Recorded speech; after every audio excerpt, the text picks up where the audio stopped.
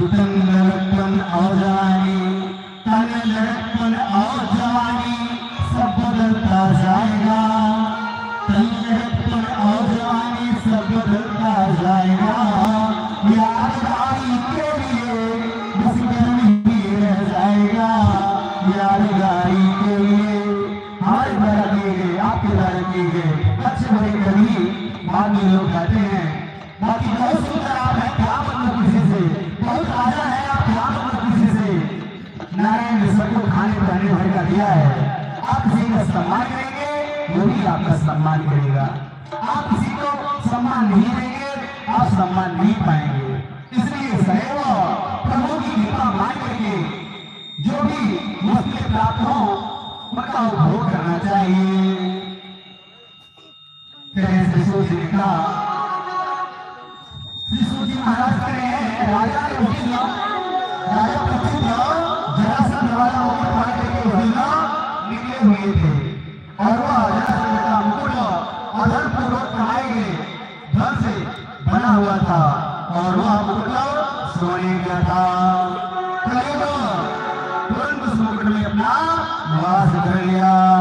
कलयुग का वास होते ही राजा की बुद्धि भ्रष्ट हो गई और वही सोने का मुकुट धारण कर राजा शिकार खेलने गए हैं। दिशा का भ्रम हो गया और दिशा का भ्रम हो जाने से भूख प्यास से पीड़ित हो गए।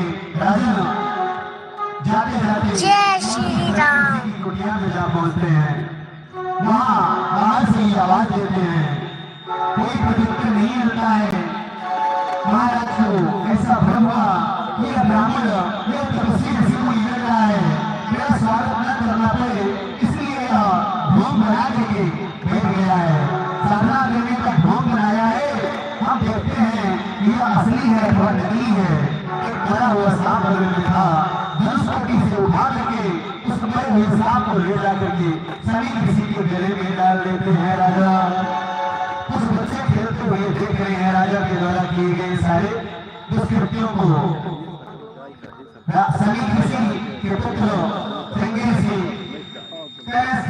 समीप ऋषि के पुत्र सिंगी गिनती नदी में स्नान कर रहे हैं और सारे बच्चे जाकर के ये सारा हाल कर सुनाते हैं कि आपके पिता तपस्या में ही एक राजा आते हैं और वह मरे हुए सांप को तुम्हारे पिता के गले में डाल करके चले गए हैं। राजा वहां से चले गए होते हैं। जैसे ही सिंगी अपने पिता की इस दशा को सुनता है बच्चों के माध्यम से, उसे लगता है कि मेरे पिता का अपमान करने वाला दुष्ट व्यक्ति कौन है। तुरंत नदी के जल को हाथ में उठा करके श्राप दे देते हैं। मर्यादा का उल्लंघन करने वाले, तूने जिस तरह परिवार हमारे पिता का अपमान किया वैसे तो तक्षक नाग आज के सातों दिन आपको डसेगा, आपको काट लेगा और आपकी मृत्यु हो जाएगी। ऐसा कहकर के वो जल हाथ से छोड़ देते हैं और वहां से रोता बिलखता हुआ वो सिंगी अपने पिता के सम्मुख आता है। ऋषि के सम्मुख आता बैठा तो चला